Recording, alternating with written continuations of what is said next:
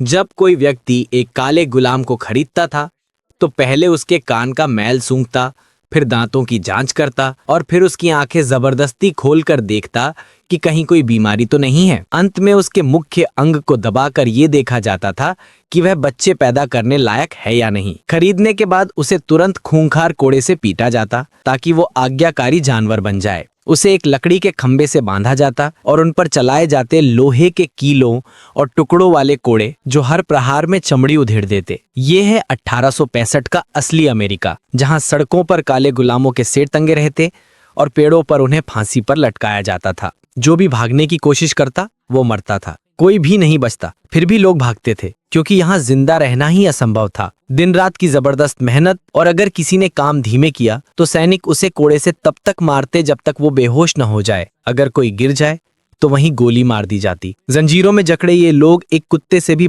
यह सब अनुभव करने के बाद विल खुद को आंसू बहाने से नहीं रोक सका। उसे यहाँ बचने की कोई उम्मीद नहीं दिख रही थी। एक दिन उसने 2 अफसरों को लिंकन द्वारा गुलामी और गुलामों को आजाद कराने वाली सेना के बैटन रूज पहुंचने की बात करते सुना। विल को तुरंत उम्मीद दिखाई दी। लिंकन की सेना तक पहुंचने के लिए उसे बस 2-3 दिन दलदल से होकर चलना था। इसलिए रात के खाने के दौरान विल ने दूसरे गुलामों को यह खबर सुनाई और अपनी भागने की योजना बताई। शायद अफसरों ने विल के मन की बात समझ ली थी। उस दोपहर जब विल काम कर रहा था, अफसरों ने उसे कब्र खोदने वाले गड्ढे में भेज दिया। लेकिन जैसे ही वह गड्ढे में चूना डाल रहा था, उसके पीछे खड़े सिपाही ने अचानक अपनी बंदूक तान ली। विल जानता था कि वह उसे मारने की कोशिश कर रहा है, इसलिए जैसे ही सिपाही ने अपनी बंदूक तानी, उसने फौरन उस सिपाही की आंखों में चूना फेंक दिया और फिर एक और सिपाही को फावड़े से मार गिराया। दोनों आदमियों को जल्दी से मारने के बाद उसने दुश्मन सैनिक का हाथ उसकी कमर से छुड़ाया और पास के जंगल में भाग गया। यह देखकर बाकी गुलामों ने अपने हथियार फेंक दिए और भागने लगे। कई गुलामों को सैनिकों ने गोली मार दी, लेकिन एक अफसर जिम विल को बस देखता ही रह गया। जब कई गोलियां विल को नहीं लगी तो उसने तुरंत अपने आदमी और शिकारी कुत्तों को लेकर उसका पीछा किया। विल और उस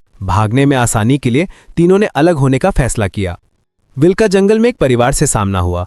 वह एक लकड़ी के चूल्हे के पीछे छिप गया, पानी गटकने लगा और फिर परिवार की चादरें और आलू चुराने लगा। तभी एक गोरी लड़की ने उसे पकड़ लिया। घंटी बजने पर गुलाम शिकारी तुरंत उसकी ओर आकर्षित हुए, जो खून के निशान का पीछा करने लगे। विल ने बस अपने घाव पर पट्टी बांधी और शिकारी कुत्तों को आते हुए देखते हुए भागता रहा। उसने एक झूठा आभास पैदा करने के लिए एक खूनी कपड़ा एक पेड़ के ठूंठ में ठूस दिया, फिर नदी के पानी का इस्तेमाल करके अपनी गंध छिपाने के लिए दलदल में छिप गया। जैसा कि उम्मीद थी, इस चाल ने शिकारी कुत्तों को सफलतापूर्वक धोखा दे दिया। लेकिन जिम सतर्क रहा, दलदल को गौर से देखता रहा, जब तक उसने पानी में एक बड़ा मगरमच्छ नहीं देखा, फिर मुड़कर चला गया। अश्वेत व्यक्ति पानी से बाहर निकला। तभी एक विशाल प्रागैतिहासिक मगरमच्छ ने उस पर हमला कर दिया। उसके तीखे दांतों को रोकने के लिए एक छड़ी उठाई, फिर खुद को दूर करने की कोशिश की, फिर अपना चाकू निकाला और मगरमच्छ के सिर पर वार कर दिया। वह तब तक भागता रहा जब तक मगरमच्छ शांत नहीं हो गया। हालांकि वह अपने नंगे हाथों से एक पूर्ण विकसित मगरमच्छ को मारने और मौत से बचने में कामयाब रहा था। थोड़ी देर घावों पर मरहम लगाने के बाद पीटर ने अपने लिए एक छड़ी बनाई और फिर गंध छिपाने के लिए और शिकारी कुत्तों से बचने के लिए अपने शरीर को बदबूदार मिट्टी से ढक लिया। यह सब करने के बाद पीटर ने अपना पलायन जारी रखा। इसी बीच शिकारी जंतु, जो मुख्य सड़क पर उसका कोई पता नहीं पा रहे थे, तुरंत दलदल में वापस आ गए और मगरमच्छ को खंजर से वार करके मरा हुआ देखकर हैरान रह गए। तब शिकारी जंतु के सरदार को एहसास हुआ कि यह अश्वेत गुलाम असाधारण था, जो उसकी नाक के नीचे से भाग निकला, जिससे उसके मन में विजय और प्रतिस्पर्धा की तीव्र इच्छा जागृत हुई। पीछा करने से बचने के लिए पीटर खतरनाक दलदल में आगे बढ़ता रहा। अज्ञात समय तक चलने के बाद उसे एक शिकारी का अस्थायी शरण मिला, जहां न केवल स्वच्छ पानी था बल्कि ऊर्जा को पुनः प्राप्त करने के लिए सूखा मांस भी था। जब तक शिकारी अभी भी इंतजार कर रहे थे, पीटर ने जल्दी से आग जलाई, अपने खंजर को गर्म किया और उससे खून बहना बंद किया और घाव को कीटाणुमुक्त कर दिया। अपनी शक्ति को जल्दी से वापस पाने के लिए पीटर ने चूल्हा अपनी पीठ पर उठाया और असहनीय दर्द के बावजूद अपने नंगे हाथों से एक बड़े पेड़ पर चढ़ गया। उसने मधुमक्खियों को धुएं का प्रयोग करके भगाया और भागते समय राशन के रूप में कीमती शहद और मधुमक्खी के प्यूपा ले गया। हालांकि मधुमक्खियों के घने धुएं ने पीटर की स्थिति का पता लगा दिया और शिकारी जंतुओं ने बिना रोके उसका पीछा किया। पीटर अपनी बैसाखियों के सहारे भागता रहा।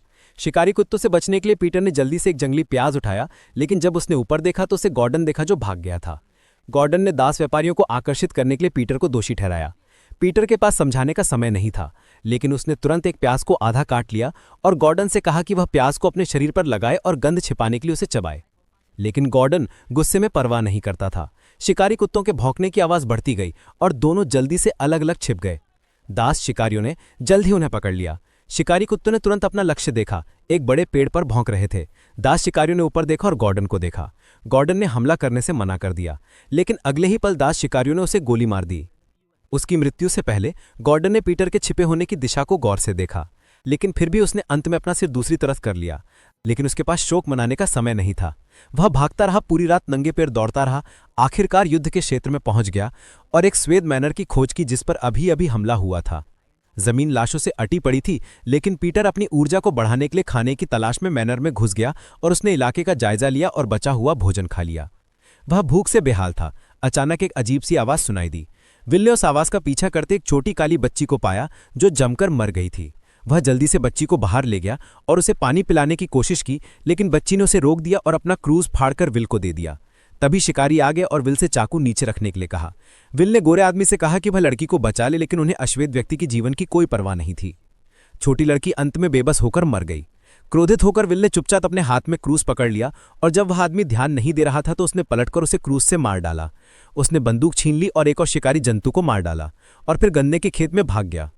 शिकारी जंतु का नेता गोलियों की आवाज सुनकर दौड़ा और अपने शिकारी कुत्तों को पीटर का पीछा करने के लिए छोड़ दिया, लेकिन बंदूक से लैस पीटर ने भागने के बजाय शिकारी कुत्तों के आने का इंतजार किया।